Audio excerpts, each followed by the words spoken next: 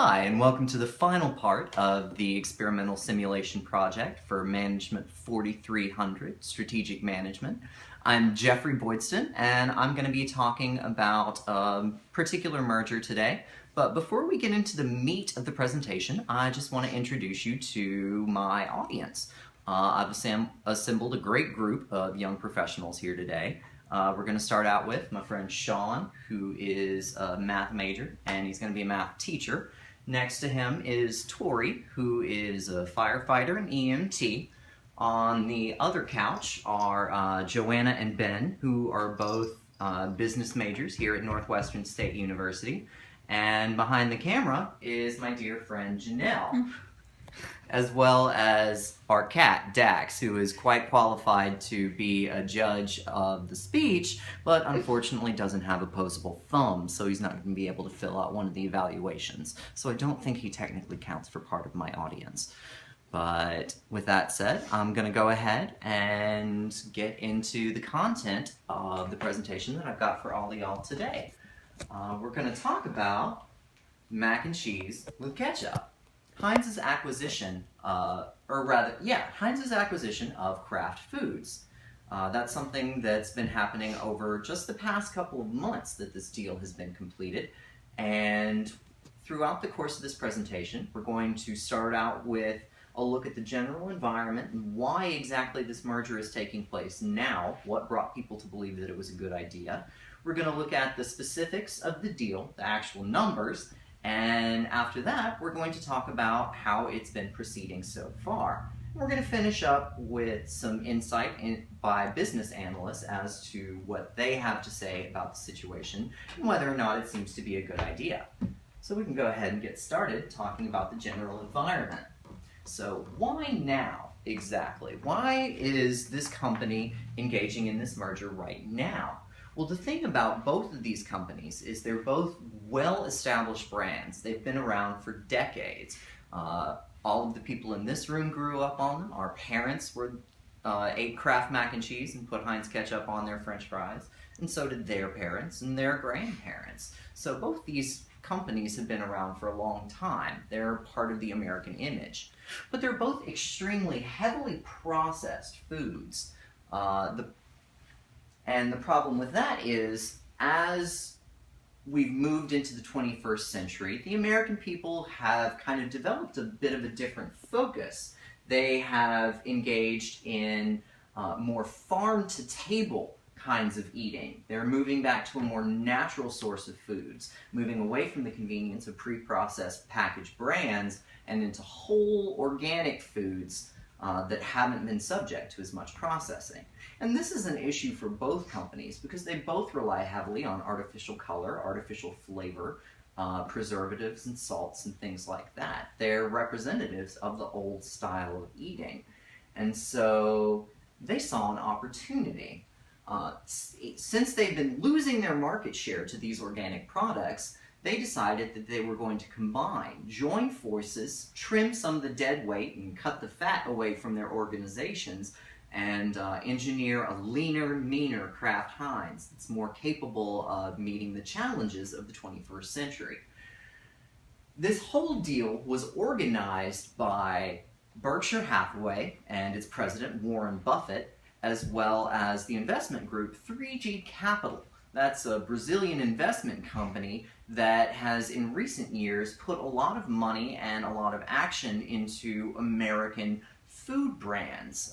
They acquired Anheuser-Busch through their InBev subsidiary company in 2008, and in 2010 they acquired Burger King and orchestrated Burger King's purchase of the Canadian coffee and donut chain Tim Hortons.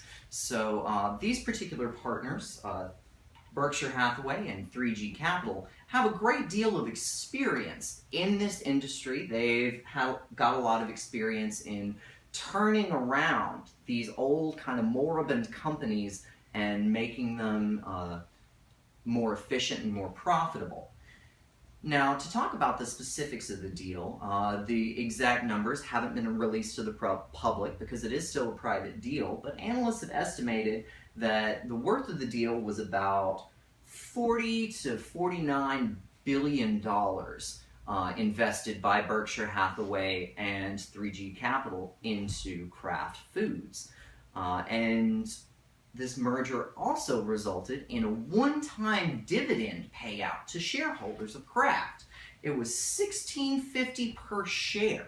And the total payout for all of the shares combined was approximately $10 billion distributed to the shareholders of the Kraft Company. And that was funded and backed by Berkshire Hathaway and Warren Buffett. So you can see that these numbers are being thrown around. They're not small numbers. And this $10 billion is the premium that Heinz invested in order to induce Kraft shareholders to part with their company. Heinz will hold a 51% controlling interest in Kraft, and Kraft shareholders will maintain 49% of the existing shares. So we know what the deal is, and we know why it happened. So what were the results? Well, that's what we're going to look at next.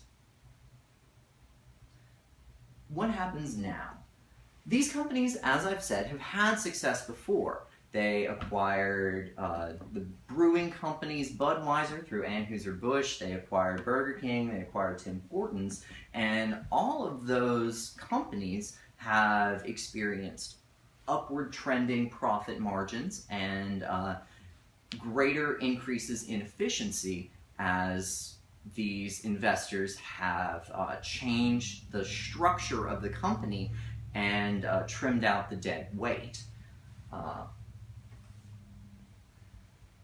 That's really what these two companies do. They buy these old moribund companies and they improve the efficiency by introducing new management techniques and a new style of management more suited to the 21st century than their old elderly executive officers have been used to for the past 50 or 60 years or so.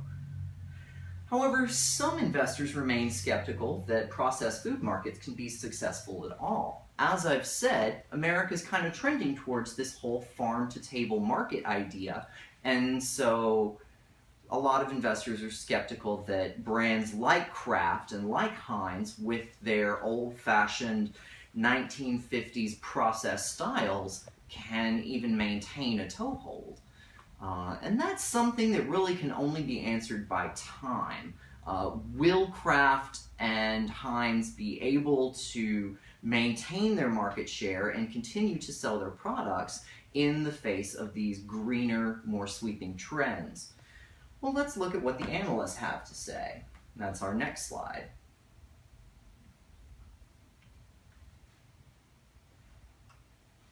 Antoine Guerra from Forbes staff specifically said that for investors, the Kraft-Heinz company is a litmus test on the strength of the capital partnership, and it's going to give new insight into what's drawn the two deal-making heavyweights together.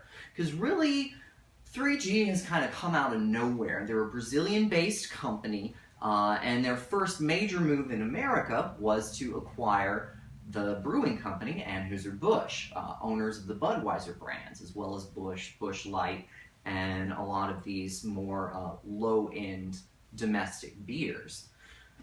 And their analysts are also a bit skeptical about what these companies do in order to improve the efficiency. Because what they do is they start laying people off. They'll cut jobs. And analysts are worried that that's exactly what's going to happen with Kraft and Heinz. Because that's what happened with Burger King, with Tim Hortons, with Anheuser-Busch, and all of these companies. So Leah Douglas, a reporter for Time magazine, talks about exactly that. She said the deal makers say one of the benefits of the merger is huge savings and cost cutting. Synergy potential is the word they use, to the tune of about $1.5 billion a year. But where's that getting cut from? It's these people's salaries. It's not just hours getting cut. It's not just processes being cut. It's people's livelihoods. And so that's a ramification that analysts are really worried about, is what are these people going to do now that their jobs have been lost? Because one of the first things that Heinz did when it acquired Kraft was to fire most of their executive officers and install new leadership in its place. So there is definitely that economic effect of the loss of jobs and worries about how exactly they're going to accomplish this efficiency and whether it's even worth the effort in this age of more processed foods. But most investors seem to be cautiously optimistic. Kraft's share prices increased 87% after the announcement of the merger in March, and those numbers are continuing to climb. So according to the hard data of the investment market, all speculation aside, it looks like, at least for the short term, this merger is going to be a success. If y'all have any questions, don't hesitate to contact me.